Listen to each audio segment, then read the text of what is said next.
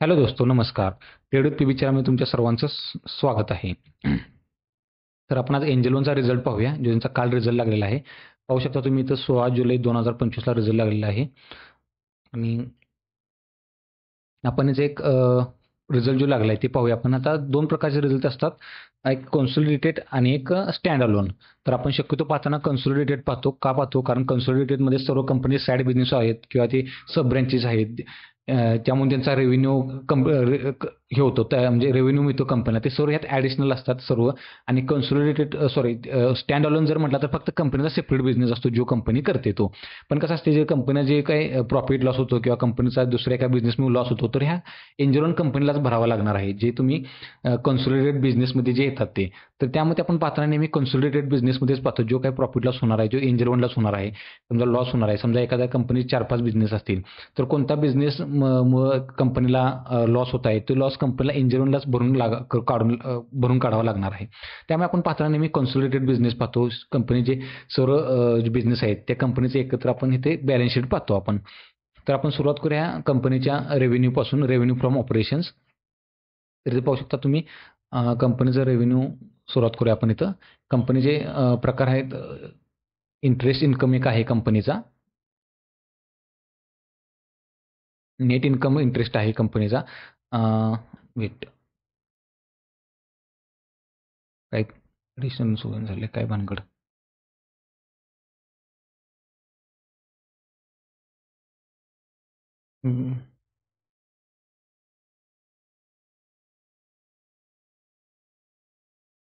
Weight, होत नाही.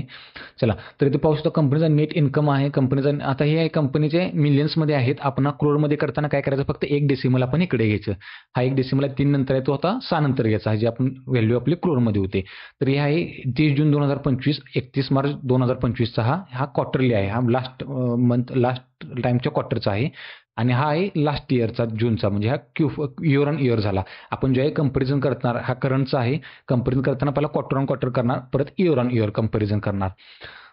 तर आपण शक्यतो कंपनीचा जो ओव्हरव्ह्यूज आहे, हा कंपनीचा इयर ऑन इयरच समजतो आपल्याला, कारण क्वार्टर ऑन क्वार्टर समजत नाही. कारण कंपनीचे एक फेज असतात की बाबा, ह्या फेजमध्ये कंपनीला जास्त रेव्हेन्यू होतो, त्या फेजमध्ये कंपनीला किंवा ह्या क्वार्टरमध्ये जास्त रेव्हेन्यू होतो, ह्या क्वार्टरमध्ये जास्त कमी होतो. त्यामुळे आपण कंपॅरिझन करताना शक्यतो इयर ऑन इयरच आपण कंपनीचा कंपॅरिझन करत असतो.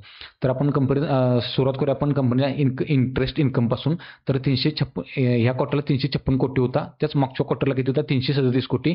आणि हाच मागच्या वर्षी होता 294 कोटी. तर इथे ग्रोथ पाहायला मिळते इथे क्वार्टर ऑन क्वार्टर आणि इयर ऑन इयर सुद्धा. फीज अँड कमिशन इन्कममध्ये हा या क्वार्टरला झाला आहे 777 कोटी. मागच्या क्वार्टरला होता 711 कोटी. इथं ग्रोथ बघायला मिळते. पण मागच्या वर्षी होता 1108 कोटी. तर फार मोठा कंपनीला एक झटका बसलेला आहे कंपनीला म्हणू शकता. फीज अँड कमिशन इन्कममधून जवळपास 300 कोटीचा इथं कंपनीला लॉस होत आहे इयर ऑन इयर. जर मागच्या वर्षी जूनच्या आणि ह्या वर्षी जूनमध्ये जर कंपॅरिझन केलं, तर जवळपास 300 कोटीचा कंपनीला इथं झटका बसत आहे, 300-350 कोटीचा. आणि त्यानंतर पाहू net gain and fair value चार्जेसमधून 6 कोटी, इथून 7 कोटी आणि 3 कोटी. आणि जर पाहिलं, जर आपण टोटल रेव्हेन्यू फ्रॉम ऑपरेशन्स पाहतो, तर कंपनीला जवळपास 1140 कोटीचा रेव्हेन्यू झालेला आहे. हाच मागच्या क्वार्टरला 1056 कोटीचा होता. आणि हेच मागच्या वर्षीच्या जूनमध्ये क्वार्टरला 1405 कोटीचा रेव्हेन्यू झाला. पण आपण इथं पाहिलं तर इयर ऑन इयर, हा इयर ऑन इयर जर पाहायला गेलं तर जवळपास एक 300 कोटी आपल्याला पाठीमागे पाहायला मिळतं. आणि क्वार्टर ऑन क्वार्टर बघायला गेलं तर जवळपास आपण कंपनी एकशे एकशे हां, सॉरी, 100 कोटीचं इथं आपल्याला जो, म्हणजे मोठ्या-मोठ्या आपण धरूया, आपण हे धरत नाही, पण मोठ्या-मोठ्या आपण धरलं तरी कंपनीला एक 100 कोटीचा इथे एक चांगला रेव्हेन्यू बघायला मिळतोय. हेच. आणि इयर ऑन इयर पाहायला गेलं तर जवळपास 300 कोटीचा कंपनीला लॉस बघायला मिळतोय. आणि अदर इन्कम धरून जर पाहिलं तर कंपनीचा टोटल इन्कम होतोय 1143 कोटी. हाच मागच्या क्वार्टरला होता 1057 कोटी. आणि हा मागच्या वर्षी होता 1410 कोटी होता. तर इथं जवळपास 143 वजा 400 घेते समजा. तुम्ही जर पाहिले इथे, तर 143 वजा 400 जवळपास म्हणजे 200-250 कोटीचा कंपनीला इथे लॉस झालेला आहे मागच्या क्वार्टरपेक्षा. आता आपण जाऊया एक्सपेन्सेसमध्ये जाऊया. म्हणजे जो कंपनी कुछ तो खर्च केलाच असणार आहे, कंपनीला पैसे कमवायला काही ना कंपनीनं काहीतरी खर्च केलेला असणारच आहे. मग ते सर्व येतात एक्सपेन्सेसमध्ये येतात. ते financing cost, fees and commission expenses, employee benefit and depreciation other expenses जर असं धरून जर सर्व टोटल एक्सपेन्सेस जर काढले कंपनीचे, तर इथे 978 कोटीचा एक्सपेन्स झाला या क्वार्टरला. हाच मागच्या क्वार्टरला 822 कोटी होता आणि मागच्या वर्षी जूनला होता 1013 कोटीचा एक्सपेन्स होता कंपनीचा. आता हा पुढचा पार्ट येतो पीबीटी, तो म्हणजे मतलब काय प्रॉफिट बिफोर टॅक्स येतो. आता हे जर तुम्ही ऑपरेशन्समधून एक्सपेन्स जर वजा केले तर तुम्हाला प्रॉफिट बिफोर टॅक्स येणार, कारण आपण अजून टॅक्स भरलेला नाही म्हणून आपण प्रॉफिट बिफोर टॅक्स म्हणतो याला. तर हा किती येतो? 164 कोटी येतो. हेच मागच्या क्वार्टरला किती होतं? 235 कोटी होता कंपनीचा प्रॉफिट आणि या मागच्या वर्षी जूनला होता 396 कोटी. तर तुम्ही पाहू शकता हा जे एक्सपेन्सेस झाला आहे कंपनीचा as a compare to both quarter, रेव्हेन्यूमध्ये थोडाफार फरक आहे, पण एक्सपेन्समध्ये भरपूर फरक गेल्यामुळे कंपनीला इथं तुम्हाला कंपनीच्या प्रॉफिट बिफोर टॅक्सवरती पीबीटीवरती तुम्हाला इथं फरक दिसत आहे की कंपनीने थोडाफार कंपनी मागच्या क्वार्टरपेक्षा इयर ऑन इयरपेक्षा पण कंपनीत 50% ते 60% रेव्हेन्यू प्रॉफिट बिफोर टॅक्स कमी दाखवलेला आहे. त्यामध्ये पाहू शकता इथं ॲज कम्पेअर टू 164 कोटी फार कमी आहे, 235 कोटी आणि त्याच्याही जास्त 396 कोटी, जवळपास 400 कोटी इथे धरा आणि इथं 200, जवळपास इथं 60% रेव्हेन्यू 60% प्रॉफिट कमी आलेला आहे आणि इथं 50% 85% इथं प्रॉफिट कमी आलेलं आहे as compare to previous quarter and previous years quarter. Total expense झाले आणि प्रॉफिट बिफोर टॅक्स पण झाले. आता टॅक्स पाहूया, कंपनी टॅक्स किती दिला आहे. तर टोटल इन्कम टॅक्स एक्सपेन्सेस कंपनीचा किती आहे? 500 कोटी आहे, 50 कोटी आहे जवळपास. इथं 61 कोटी आहे आणि इथं 104 कोटी आहे. आणि जर तुम्ही जर ह्याला म्हणतात पीबीटी, प्रॉफिट आफ्टर टॅक्स म्हणतात, ह्याला पॅट म्हणतात. जो पॉईंट नंबर 7 आहे हा पॅट आहे, प्रॉफिट आफ्टर टॅक्स. ह्याला आपण नेट प्रॉफिट पण म्हणतो आपण. तो कंपनीचा किती आहे? तो 114 कोटी आहे या क्वार्टरचा. हाच मागच्या क्वार्टरचा होता 174 कोटी आणि हाच मागच्या वर्षी जूनच्या क्वार्टरचा होता 292 कोटी. तर इथं पण फार इयर ऑन इयर जर बघाल तर कंपनी 60% कंपनी 60% कंपनीने कमी केलेला आहे प्रॉफिट आफ्टर टॅक्स, पॅट कमी केलेला आहे. आणि इयर ऑन जर पाहिला तर जवळपास 500 कोटीचा कंपनीनं कमी प्रॉफिट झालेला आहे कंपनीला इथं. तरी कशामुळे झालेलं आहे? तर एक सेबीच्या रूल्स अँड रेग्युलेशन्समुळे कंपनीवरती थोडे व्हॉल्युम्स जे आहेत ते कमी झाले. ते फ्युचर्स अँड ऑप्शन्स ट्रेडिंगमध्ये जे रेग्युलेशन्स आलेले आहेत कंपनीला, त्यामुळे ते कमी दिसतात आपल्याला व्हॅल्यूम. ते थोडाफार याचा इम्पॅक्ट दिसेल अजून काही क्वार्टर्स, त्यानंतर थोडीफार स्टेबिलाईज होईल. आणि जर समजा यांचे डीमॅट अकाउंट जर वाढले एंजल वनचे ॲक्टिव्ह डीमॅट अकाउंट, तर परत आणि ग्रोथ चांगला दिसेल कंपनीमध्ये. तर अदर कॉम्प्रिहेन्सिव्ह इन्कम पण पाहूया आपण.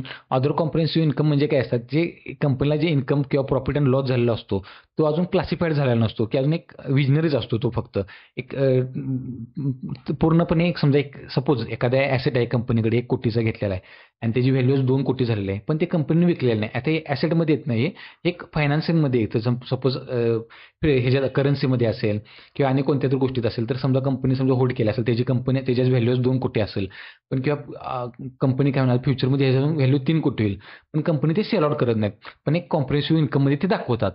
मग ते तसंच कंपनी या पद्धतीने कॉम्प्रिहेन्सिव्ह इन्कममध्ये दाखवले आहेत. तर नेट अदर कॉम्प्रिहेन्सिव्ह इन्कम जर पाहिला तर सर्व धरून आपण पाहू शकतो मिलियनमध्ये जर गेलं तर 7 लाख रुपये होतात. त्याचं टोटल कॉम्प्रिहेन्सिव्ह इन्कम जर धरला तर टोटल कॉम्प्रिहेन्सिव्ह इन्कम काय होतात? तर आपला पॅट प्लस कॉम्प्रिहेन्सिव्ह इन्कम हे धरून, हा समजा ब्रॅकेटमध्ये हा मायनसमध्ये असतो नेहमी. तर हे काय येतात? 1144 वजा 7.80 जवळपास तुम्हाला 113 कोटी होतात. हे म्हणजे 1130 जरा म्हणजे किती? 113 कोटी होतात. हेच मागच्या क्वार्टरला किती होता? 173 कोटी होता आणि हेच मागच्या वर्षी होता 291 कोटी होता. तर हे पूर्ण जर कसं जर केलं तरी गणित, तर कंपनीमध्ये क्वार्टर ऑन क्वार्टर जवळपास 45% डाऊनमध्ये दिसते आणि इयर ऑन इयर पाहायला गेलं तर 61% कंपनी तुम्हाला डाऊनमध्ये दिसत आहे. हे थोडंफार ह्याला वेळ लागणार कंपनीला कव्हर व्हायला, ॲक्टिव्ह डीमॅट अकाउंट कव्हर करायला कंपनीला थोडाफार वेळ लागेल. त्यानंतर आपण येऊया EPSमध्ये येऊया, अर्निंग्स पर शेअर्समध्ये. ह्यामध्ये पण 2 प्रकार आहेत, बेसिक आणि डायल्युटेड. तर मी शक्यतो पाहतो काय करतो? डायल्युटेड पाहतो मी. हा जो पार्ट आहे डायल्युटेड आहे. आता मी नेहमी पाहताना डायल्युटेडमध्ये पाहतो, कारण एक मॅट्रिक्स आहे कंपनीचे, एक डिटेल्समध्ये एक चांगलं EPS म्हणजे एक परफेक्ट EPS दाखवतं, तो डायल्युटेडमध्ये दाखवतो. तर आता EPSमध्ये पण पाहूया. हा 12चा EPS होता, हा इथे 18च होता. म्हणजे क्वार्टर ऑन क्वार्टर जर पाहायला गेला तर तुम्ही जवळपास 30% कंपनीनं 30% कंपनीला कमी झालेला आहे EPS. हा जर इयर ऑन इयर पाहायला गेला तर जवळपास 12/24 लगभग 150% कंपनीचा EPS कमी झालेला आहे. 150% EPS. आता तुम्ही म्हणता की एवढं होऊन पण कंपनी आज पॉझिटिव्ह क्लोजिंग दिली, पॉझिटिव्ह ओपनिंग दिली ती कंपनी 1%. हे तर कसं असतं, एक एक्स्पेक्टेशन असतात कंपनीच्या काहीतरी सर.